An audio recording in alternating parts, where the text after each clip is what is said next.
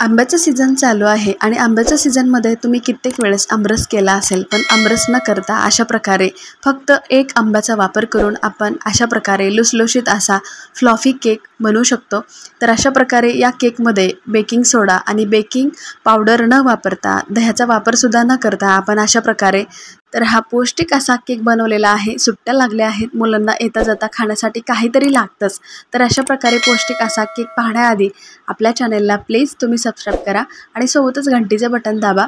तर हा आंब्याचा केक बनवण्यासाठी आपण कुठलंच बाहेरच्या वस्तू वापरल्या नाहीये, तर घरगुती साहित्यामध्ये हा केक मस्त तयार झालाय।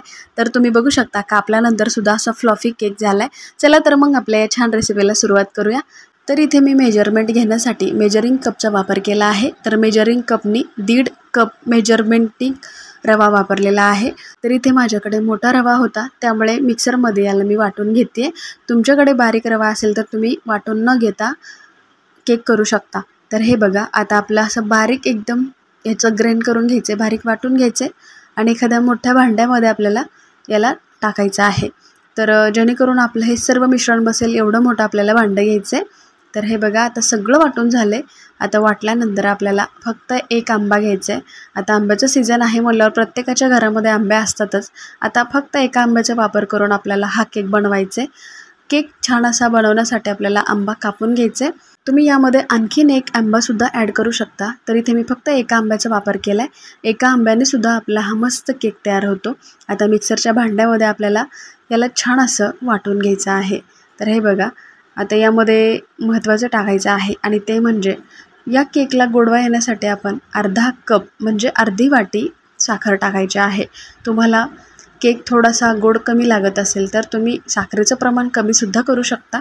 तर हे परफेक्ट प्रमाण आहे साखरेचं। आता हे दोन्ही मिश्रण एकत्र वाटायचे आणि त्यानंतर आपण जो रवा बारीक करून घेतला होता त्यामध्ये मेजरिंग कपनी अर्धी वाटी गोड तेल घ्यायचे। आपल्या किचनमधील रेग्युलर जे तेल असतं तेच यामध्ये ॲड करायचे। तर गरमसुद्धा करायची गरज नाही आहे। तर आहे तसं तेल आपल्याला अर्धी वाटी ओतायचं आणि मिक्स करायचं आहे। आता यानंतर मिक्सरमधील जे मिश्रण होतं आंब्याचं आणि साखरेचं हे सुद्धा आपल्याला लगेच मिक्स करून घ्यायचं आहे। तर रवीनी, चमच्यानी किंवा ब्लेंडरने मिक्स करून घ्या। आता मिक्सरच्या भांड्यामध्ये आपण वाटलं होतं त्यामध्ये थोडंसं दूध टाकायचं आणि हे सगळं मिक्स करून घ्यायचं आहे। तो वाया जाऊ नये यामुळे थोडंसं दूध टाकले आणि मिक्स करते। तर जास्त पातळ करायचं नाही आहे, तर मेजरमेंट अशा प्रकारे झालं पाहिजे।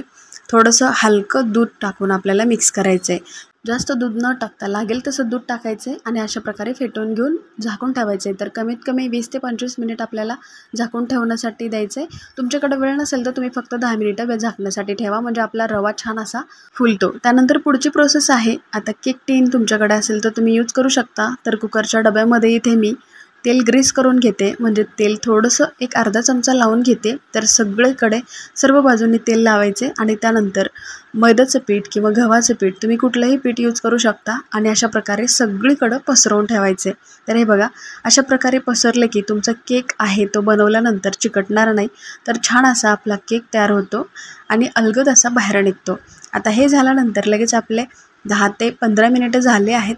केकच्या मिश्रणाचे 15 ते 20 मिनिटं झाले आहेत। आता रवासुद्धा छान असा फुललेला आहे। तर हे बघा, उघडल्यानंतर एकदा मिक्स करून घ्यायचे। तर मिक्स करून झाल्यानंतर आपण यामध्ये बेकिंग सोडा किंवा बेकिंग पावडरचा वापर करायचा नाही। तर इथे फक्त एक इनोचं पॅकेट घ्यायचं आहे आणि ते यामध्ये ॲड करायचं आहे। तर प्रत्येकाकडे बेकिंग पावडर किंवा बेकिंग सोडा नसतो, त्यामुळे अशा प्रकारे अवेलेबल होईल तितकं आपल्याला इनो टाकायचा आहे। तर इनो संपूर्ण पुडी टाकायचे आणि यामध्ये थोडंसं दूध टाकून मिक्स करायचे। तर हे बघा, मिक्स झाल्यानंतर आपण लगेच यामध्ये कुकरच्या भांड्यामध्ये टाकून द्यायचं आहे। तर जास्त वेळ द्यायचा नाही आहे, मिक्स झाल्यानंतर लगेच टाकायचं आहे, कारण ही प्रोसेस अगदी फास्ट करायची आणि हे सगळं मिश्रण टाकायचं आहे, कारण आपण जे मिक्स केलं होतं ते वाया जाणार नाही याची काळजी घेत सगळं मिक्स केलेलं टाकायचं आहे। आता याला डेकोरेशनसाठी, आता या केकला छान लुक येण्यासाठी आपण टुटी फ्रुटीचा वापर करायचा आहे। तर यामध्ये थोडंसं पीठ मैद्याचं किंवा कॉर्नफ्लॉवरचं टाकायचं आहे, म्हणजे जेणेकरून आपली ही टुटी फ्रुटी आहे ती तळाला जाणार नाही। तर वरच्यावर थोडंसं ॲड करायचे तुम्ही। या व्यतिरिक्त आपण काजू, बदाम किंवा पिस्ता याचे बारीक असे कट करून काप यामध्ये टाकू शकता। आता टॅप करायचे आणि यानंतर 10 मिनटं आधी मी ते प्रीहीट करण्यासाठी पातेलं ठेवलं होतं आणि त्याच्यावरती स्टँड ठेवला आहे। आता यानंतर तुमच्याकडे अशा प्रकारचं स्टँड नसेल तर तुम्ही डबा पालथा करून ठेवू शकता। आता कमीत कमी 30 ते 35 मिनटासाठी आपल्याला वेळ द्यायचा आहे आणि वेळ दिल्यानंतर इथे बघा मी 20 ते 25 मिनटानंतर फक्त उघडून बघते। आता यानंतर आपल्याला सुरी यामध्ये टाकायचे किंवा टूथपिकचा वापर करून चेक करायचे। आता हे बघा इथे टाकल्यानंतर थोडंसं लागतंय म्हणजे आपला केक व्यवस्थित बेक झाला नाहीये, त्यामुळे आपण परत एकदा 10 मिनिट याला वेळ देऊया। आता कमीत कमी मला साधारणतः 35 ते 40 मिनिटं लागले आहेत आणि त्यानंतर आपला हा केक छान बेक झाला आहे। तुम्ही बघू शकता केक छान तयार झाल्यानंतर लगेच काढायचा नाहीये, तर थोडासा गार झाला की आपण हा डबा पालथा करायचा आहे आणि लगेच उघडायचा आहे।